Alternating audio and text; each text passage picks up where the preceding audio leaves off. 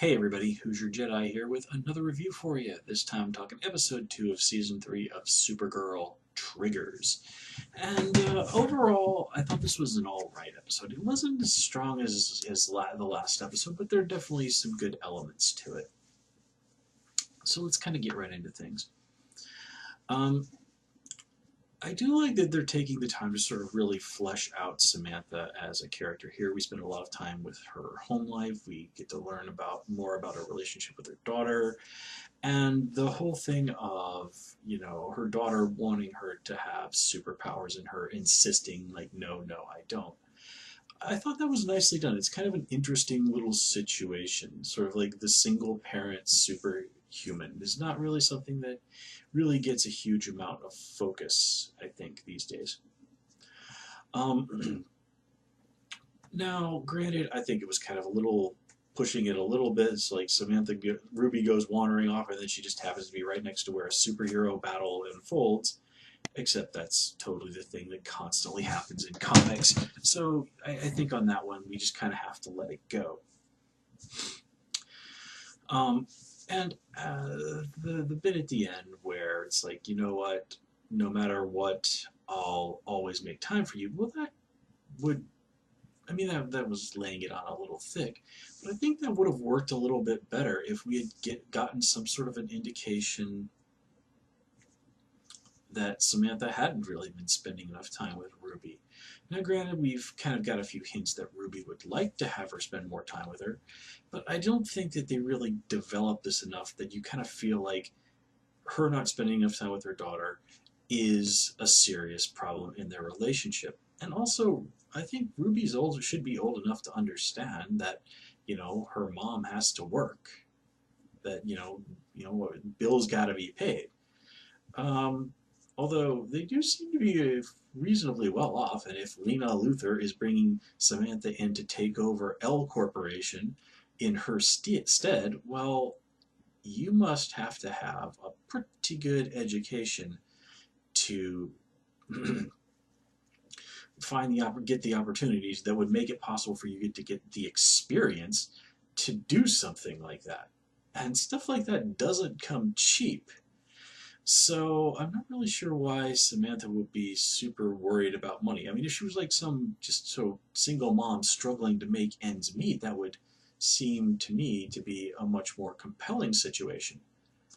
But again, if she's stepping in to take over like a major, I think it's even been stated, this is a Fortune 500 company, then yeah, she should at this point in her life be doing just fine financially already. So I don't know, maybe I'm misreading what they're presenting to us, but this just doesn't really seem to ring properly to me. Speaking of Lena, I do like what was going on in this episode with her relationship with Kara, where she's kind of making it clear that, friend or not, I'm still your boss. You have a job and you need to take it seriously. This isn't where Jimmy is in control of the situation and he can sort of make excuses and look the other way. Lena will cut her some small degree of slack because they're friends, but there's a limit to that. And you don't really blow off your boss. That's kind of a given. And I do like how Kara kind of had to come around and say, like, you know what, you're right. I haven't been acting properly. I'm really more emotionally messed up by what's going on with Mon-El, which of course is one of the major driving factors of this episode. And Lena, in all fairness, says, like, look, okay, I get it. You're having a tough time. I understand. Which again speaks really well of her. That while of course she needs Kara to do her job as her employee, she still places Kara as a human being, as her friend, at a much higher priority. So that was nicely done. And I also thought the whole thing where we initially think it's sort of like, some of the trauma, like this is all wrapped up in some of the trauma of her being sent from Krypton, but it ultimately, well, it's not exactly entirely not relevant. Well, that fact is somewhat relevant. It's really her fear that she sent Mon-El into space to die that is really what's eating at Kara. And I like that little moment where Kara finds a book under her bed, and it turns out to be a copy of Romeo and Juliet that Monel was reading through and sort of highlighting compliments to throw at her. I mean, yeah, it's a little heavy-handed, but it does seem like really the sort of thing he would do. So it was a nice touch. Nothing really particular to say about the villain Psy this episode's. I just whenever they would say that, I keep thinking of the Gangnam Style guy. Oh man, I was actually living in South Korea when that thing really, really blew up. And just to tell you a little fun story, I worked at a school, and there was another school. I worked at an elementary school, and there was a junior high school across the street. And this junior high school was preparing for one of their, cultural festival days. Just they basically kind of have the same thing in Japan if you're a little more familiar with Japanese culture. And apparently they were going to have the students dance to Gangnam Style. But what they do in schools in Korea is the students actually have to take time out of their classes to go and practice things like dances for these festivals. So for like the better part of like I think it was like 2 weeks they were practicing it. But that means that every hour of the day there were students out on the field practicing dancing to Gangnam Style. That means that song was playing non-stop for 8 hours a day for like 2 weeks. And they're on speakers at a school, so even though I'm across the street in a separate building, I hear this, and oh my god, it was torture. It's just like, please stop. Okay, well, all right, so completely irrelevant story over.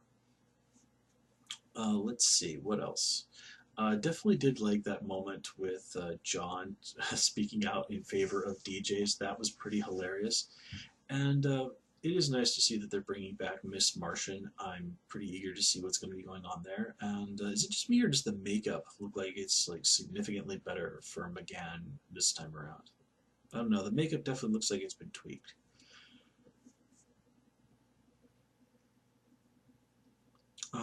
Another thing is that, and this was a kind of a subtle thing. Um, I like that talk between Maggie and Alex, where Maggie just sort of takes it as a given that they're going to have kids one day, and Maggie's kind of like, yeah, maybe I should have brought this up before, but I don't really want to have children. And Alex, I was just like, oh, okay, well, yeah, yeah, yeah, no problem, no problem. Even though it's blatantly obvious that yes, this is a little bit of an issue that is probably going to end in a rather interesting argument somewhere down the road.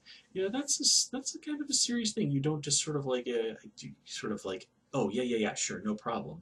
That's some sort of thing away. No, no, that doesn't work.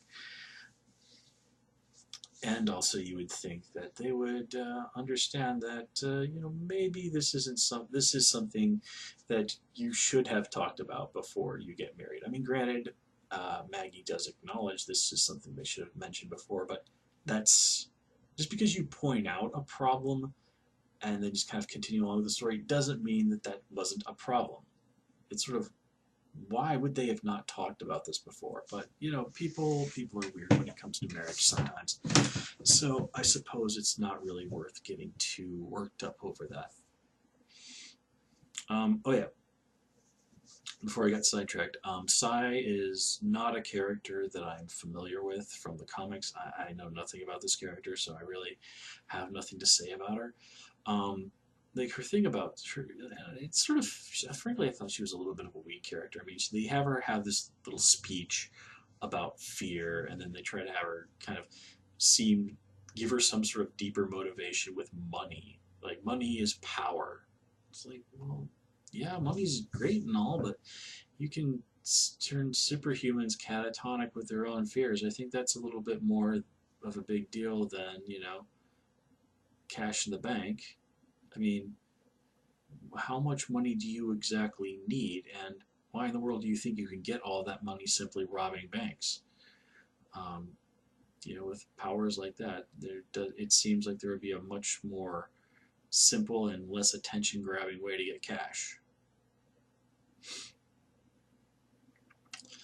Um, you know, I'm just gonna let that go because, yeah.